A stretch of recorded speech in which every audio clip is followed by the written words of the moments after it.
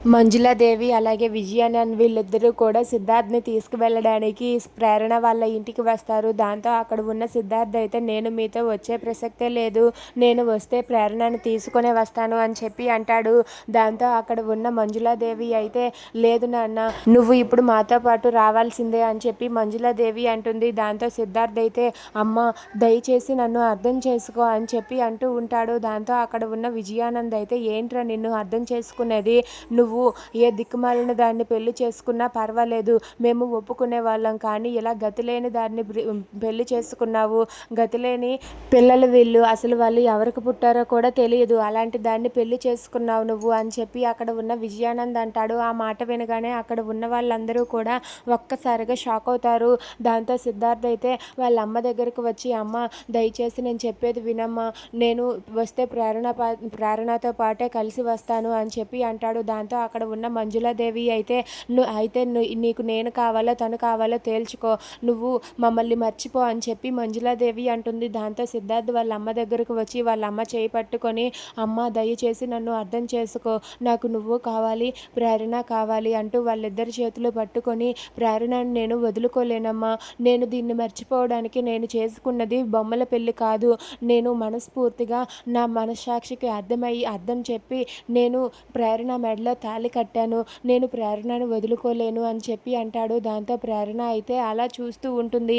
ఇక ఆ మంజులాదేవి అయితే నీ ఇష్టం, నువ్వు మమ్మల్ని వదులుకోవడానికి సిద్ధపడ్డావన్నమాట, నీకు ప్రేరణయే ఎక్కువైంది అని చెప్పి మంజులాదేవి అంటుంది. దాంతో సిద్ధార్థ్ అయితే అమ్మ నాకు నువ్వు ముఖ్యమే, ప్రేరణ ముఖ్యమే, మా ఇద్దరం కలిసే బ్రతుకుతాం, కలిసే ఉంటాం, కలిసే జీవిస్తాం, అంతేగాని ప్రేరణను వదిలి నేను రాను, ప్రేరణను తీసుకొని వస్తాను అని చెప్పి అంటాడు. దాంతో మంజులాదేవి అయితే తనని తీసుకువస్తే నువ్వు ఇంటికి రాకు అని చెప్పి అంటూ ఉంటుంది.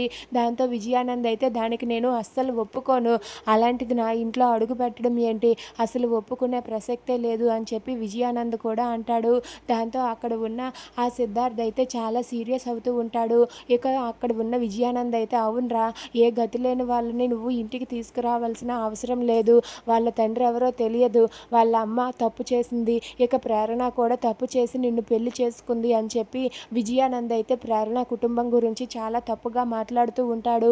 దాంతో అక్కడ ఉన్న ప్రేరణకి చాలా కోపం వచ్చి ఇక చాలు ఆపండి, ఎవర్రా అసలైన తండ్రి, నువ్వు ఒక దుర్మార్గుడివి, సిద్ధు వాళ్ళ నాన్నని చంపి ఆ స్థానం నువ్వు దక్కించుకున్నావు అని చెప్పి ప్రేరణ ఫ్లోలో చాలా గట్టిగా విజయానంద్ గురించి నిజం చెబుతుంది. ఆ మాట వినగానే అక్కడ ఉన్న వాళ్ళందరూ కూడా ఒక్కసారిగా షాక్ అయ్యి అలా ఉండిపోతారు. సిద్ధార్థ్ తండ్రిని చంపి నువ్వు ఇప్పుడు ఆ స్థానాన్ని దక్కించుకున్నావు కదా, నువ్వు అసలైన తండ్రివి అని చెప్పి ప్రేరణ అడుగుతూ ఉంటుంది. ఆ మాట వినగానే అక్కడ ఉన్న ఆ సిద్ధు, మంజులాదేవి, అక్కడే ఉన్న ఇందు వీళ్ళందరూ కూడా ఒక్కసారిగా షాక్ అవుతారు. దాంతో మంజులాదేవి అయితే ఏం మాట్లాడావు నువ్వు, అసలు నువ్వు ఇప్పుడు ఏమన్నావు అని చెప్పి మంజులాదేవి ప్రేరణని అడుగుతుంది. దాంతో సిద్ధు అయితే కంగారు పడుతూ వాళ్ళ అమ్మ వైపు అలా చూస్తూ ఉంటాడు.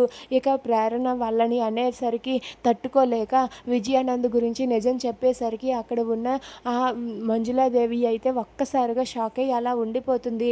దాంతో అక్కడ ఉన్న విజయానంద్ కూడా కంగారు పడుతూ ఉంటాడు. అసలు దీనికి ఎలా తెలిసింది ఈ విషయం, అసలు దీనికి ఈ విషయం ఎవరు చెప్పుంటారు, ఈ సిద్ధుగాడే చెప్పుంటాడా అని చెప్పి అక్కడ ఉన్న విజయానంద్ అయితే ఒక్కసారిగా షాక్ అయ్యి అలా ఉండిపోతాడు. దాంతో మంజులాదేవి అయితే కంగారు పడుతూ ఉంటుంది.